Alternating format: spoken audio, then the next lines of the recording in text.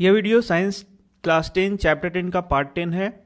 और जैसे कि अब हम न्यूमेरिकल की ओर बढ़ रहे हैं तो हमने इसके पहले के वीडियोस में रे डायग्राम पढ़ लिया है, साइन कन्वेंशन पढ़ लिया है।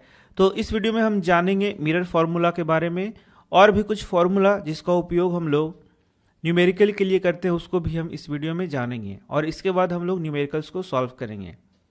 तो यदि आपने रे डायग्राम नहीं सीखा है, साइन कन्वेंशन नहीं सीखा है, तो पीछे के वीडियो में आप इसे सीख सकते हैं। और अब हम बढ़ते हैं अपने मिरर फार्मूला की ओर। तो आप देख सकते हैं मिरर फार्मूला एंड मैग्निफिकेशन। तो मिरर फार्मूला जैसे कि आप देख सकते हैं यहाँ पर दिखाया गया है। इसके पहले की वीडियो में मैंने आपको बता दिया है कि u ऑब्जेक्ट का डिस्टेंस होता है, v इमेज का डिस्टेंस होता है, f फोकल लेंथ होता है और इन सब को मेज़र हम लोग p से करते हैं। ये सारी बातें मैंने आपको पढ़ा दी हैं।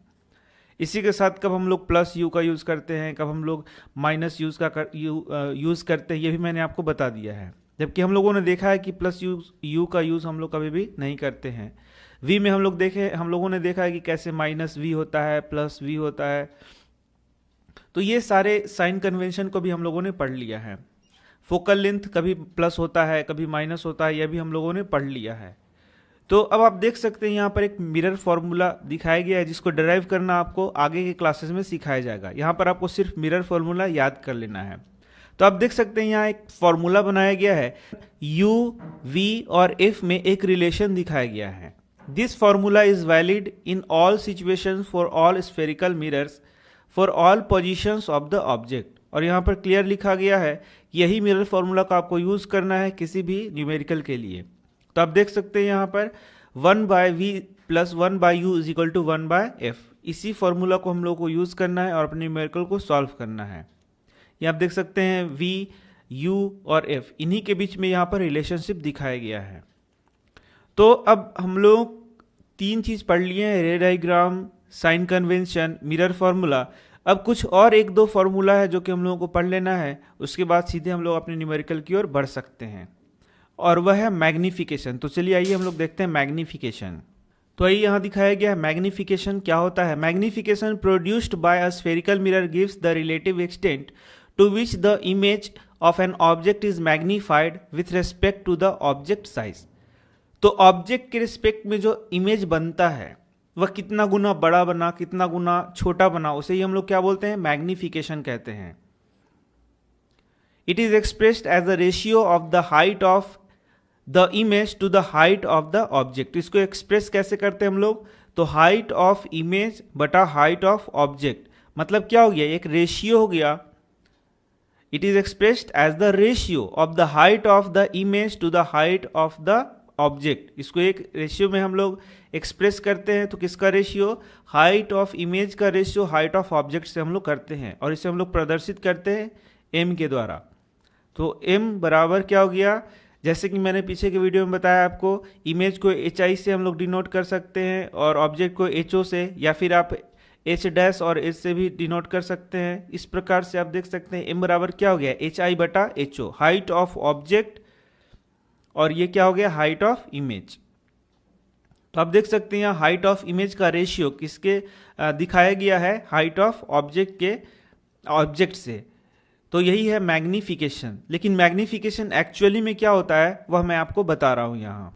मैग्निफिकेशन का हम लोग मतलब समझना चाहें तो इस प्रकार से समझ सकते हैं कि जैसे कि हाइट ऑफ ऑब्जेक्ट, हम लोग जो ऑब्जेक्ट रखा है हम लोगों ने, जिसका इमेज बन रहा है, उसका कुछ हाइट है, तो उसके रिस्पेक्ट में इमेज कितना बड़ा बन रहा है या फिर छोटा बन रहा है, उसे ही हम लोग क्या बोलते हैं, मैग्निफिकेशन। जैसे बहुत आसान शब्दों में मैं आपको बता रहा हूं।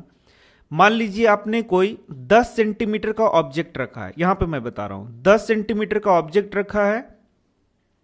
ऑब्जेक्ट कितना हो गया, 10 सेंटीमीटर का, और इमेज आपका बन रहा है वह भी 10 सेंटीमीटर का बन रहा है।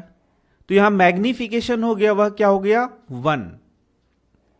तो आसान शब्दों में कहें तो इमेज कितना गुना बड़ा, 1 गुना बड़ा बना, 1 गुना बड़ा। यही है मैग्निफिकेशन। जैसे कि मैं फिर से आप एक उदाहरण दे रहा हूं कि मान लीजिए ऑब्जेक्ट है 10 सेंटीमीटर का और उसका जो इमेज बना, इस साइड में मान लीजिए इमेज बनता है, आपने यहां रखा है तो 20 सेंटीमीटर का बना है। यह है HO 10 सेंटीमीटर का और एच आई यह है 20 सेंटीमीटर का। इमेज है 20 सेंटीमीटर और ऑब्जेक्ट कितना है 10 सेंटीमीटर। तो बताइए ये दोगुना हो गया क्या? हाँ, तो m बराबर हम लोग लिखेंगे एच आई बटा एच ओ। एच आई हो गया आपका 20 सेंटीमीटर और एच ओ क्या हो गया आपका 10 सेंटीमीटर। तो आप देखेंगे कि 2 आ गया। m बराबर क्या हो गया 2, मतलब 2 गुना बड़ा बन गया।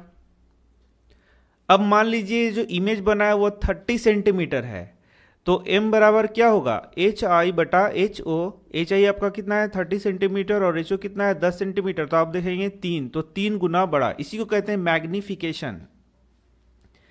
m बराबर, अब आप समझ रहे हैं, यदि m बराबर 3 है मतलब 3 गुना बड़ा है, m बराबर 2 है मतलब 2 गुना बड़ा है, m बराबर 1 है मतलब क्या है 1 गुना बड़ा है। अभी मैं साइन कन्वेंशन यहां मैंने नहीं लगाया है, इसलिए आप साइन कन्वेंशन को थोड़ा देर बाद में बता रहा हूं। चलिए अब थोड़ा और बढ़ते हैं आगे। तो अब मान लीजिए कि आपका ऑब्जेक्ट जो है एच ओ है वह है 10 सेंटीमीटर का और एच आई जो बन रहा है वो बन रहा है 5 सेंटीमीटर का। तो m बराबर आप क्या निकालेंगे? m बराबर होगा एच आई बटा एच ओ। तो यहां पर देखेंगे एच आई बराबर क्या हो गया आपका 5 सेंटीमीटर और एच ओ बराबर क्या हो गया 10 सेंटीमीटर। तो ये हो गया 0.5 या बोलेंगे हाफ गुना, आधा गुना। तो ये बहुत आसान है कि कितना गुना इमेज बन रहा है। 1 गुना बन रहा है, 2 गुना बन रहा है, 3 गुना बन रहा है, 4 गुना बन रहा है, आधा गुना बन रहा है। उसी को हम लोग क्या बोलते हैं मैग्निफिकेशन। लेकिन ये जो मैंने कैलकुलेशन किया ये कैलकुलेशन गलत हो सकता है, ऐसा आप एग्जाम में कैलकुलेशन नहीं कर सकते हैं। क्यों नहीं कर सकते? क्योंकि एग्जाम में आपको साइन का ध्यान रखना होता है। जैसे मैं अब आपको एक्चुअली में बताता हूं कि कैसे इसके एक प्रश्न को मैं बताता हूं आपको। जैसे कि मान लीजिए प्रश्न दिया गया है एच आई बराबर है आपका 20 सेंटीमीटर और एच ओ है आपका एच ओ मान लीजिए 10 सेंटीमीटर। तो m बराबर आपको बताना है यहां पे। और यहां पर मिरर लिया गया है कॉनकेव मिरर, मान लीजिए कॉनकेव मिरर लिया गया है। तो साइन कन्वेंशन पहले मैंने आपको पढ़ा दिया है। तो जब भी आपको प्रश्न बनाना है तो आपको साइन कन्वेंशन का ही यूज करना है। तो m बराबर हम लोग क्या मानते हैं एच आई बटा एच ओ, ये तो फॉर्मूला हो गया। लेकिन आप देखेंगे कि एच आई और एच ओ, तो एच ओ तो हमेशा पॉजिटिव होगा। ये देखिए प्रिंसिपल एक्सिस पे आपने इस प्रकार से रखा है और यदि आप कार्टेशियन प्लेन को फॉलो करेंगे तो ये मान पॉजिटिव होगा। तो जो एच ओ होगा मतलब हाइट ऑफ ऑब्जेक्ट होगा वह तो इस y को ही फॉलो करेगा और इस हिसाब से एच ओ क्या हो जाएगा पॉजिटिव। इसका मतलब क्या हो गया आपका +10 सेंटीमीटर। लेकिन एच आई जो है नीचे की ओर बन रहा है, इमेज कहां बनेगा नीचे की ओर। इसलिए मैंने आपको बताया कि जब भी न्यूमेरिकल हम लोग सॉल्व करेंगे तो उसमें रे डायग्राम आपको याद होना चाहिए। यदि रे डायग्राम आपको पता नहीं है तो आप प्रश्नों को गलत बना देंगे।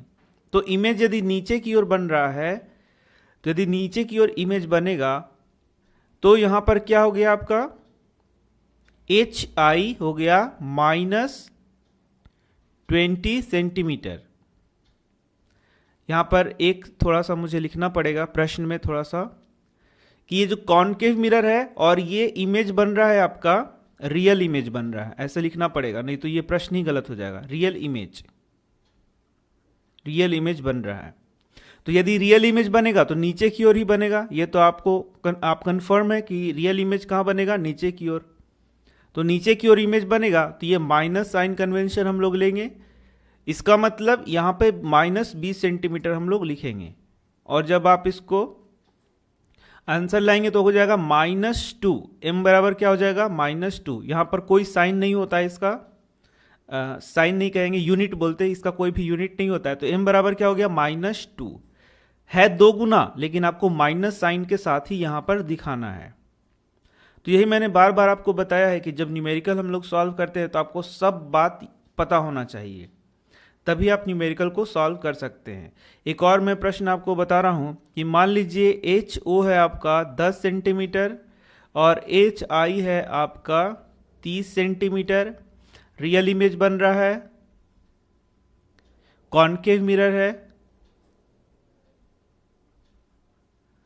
तो आपको बताना है m बराबर क्वेश्चन है, तो m बराबर हम लोग क्या लिखते हैं, एच आई बटा एच ओ। एच आई आप देखेंगे यहां पर नीचे की ओर बनेगा, क्योंकि रियल इमेज हमेशा नीचे की ओर बनेगा। तो ये हो जाएगा माइनस, तो आप लिखेंगे -30 सेंटीमीटर। एच ओ क्या हो जाएगा आपका पॉजिटिव, हमेशा ये तो पॉजिटिव ही रहेगा, तो ये हो जाएगा +10 सेंटीमीटर। आपको प्लस लिखने का जरूरी नहीं है। और आप देखेंगे यहाँ पे क्या हो जाएगा -3, तो ये मैग्निफिकेशन क्या हो गया -3। तो यदि मैग्निफिकेशन -3 आ रहा है तो यह बताएगा कि इमेज कैसा बना हुआ है, रियल इमेज बन रहा है। माइनस आने का मतलब क्या हो गया, रियल इमेज बन रहा है। एक और मैं आपको बता रहा हूं,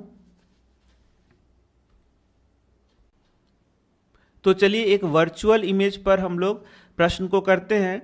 तो सबसे पहला मैं बता दूं आपको क्वेश्चन।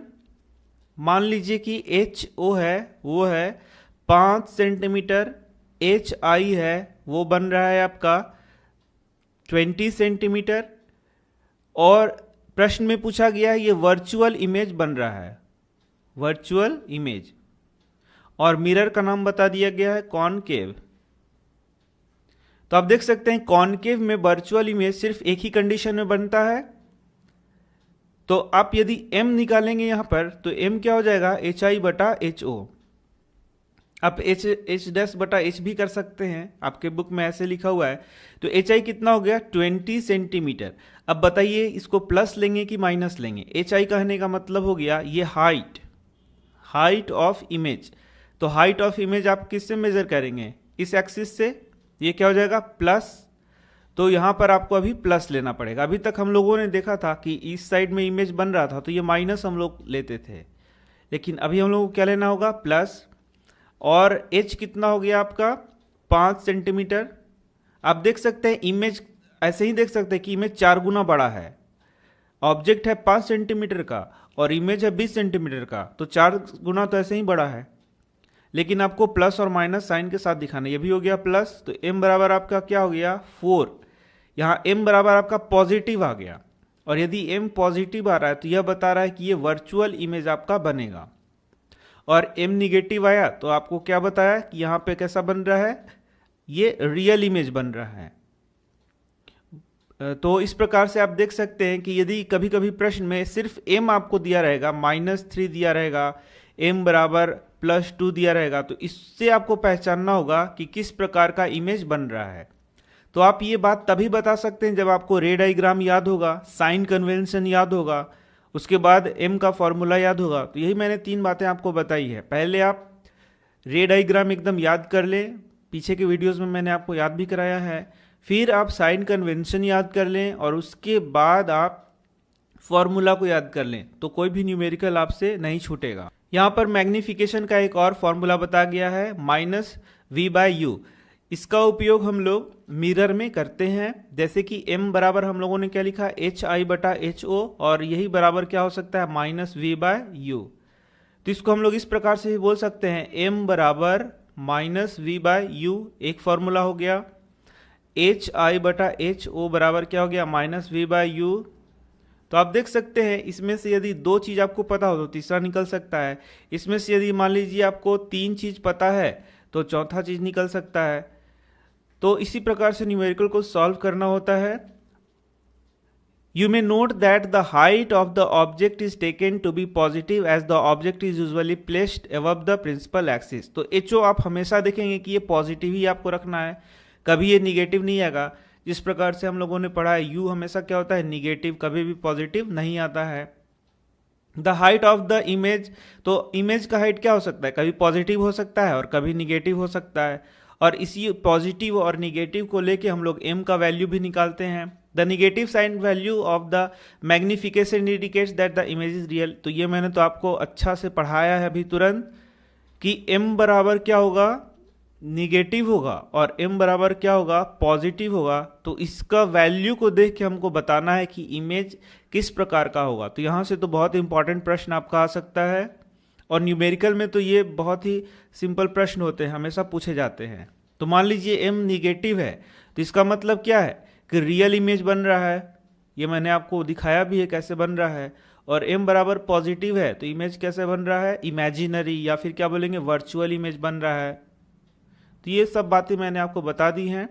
तो इसके बाद हम बढ़ने वाले हैं अपने न्यूमेरिकल्स की ओर। तो मिलते हैं आपसे नेक्स्ट वीडियो में कुछ न्यूमेरिकल के साथ।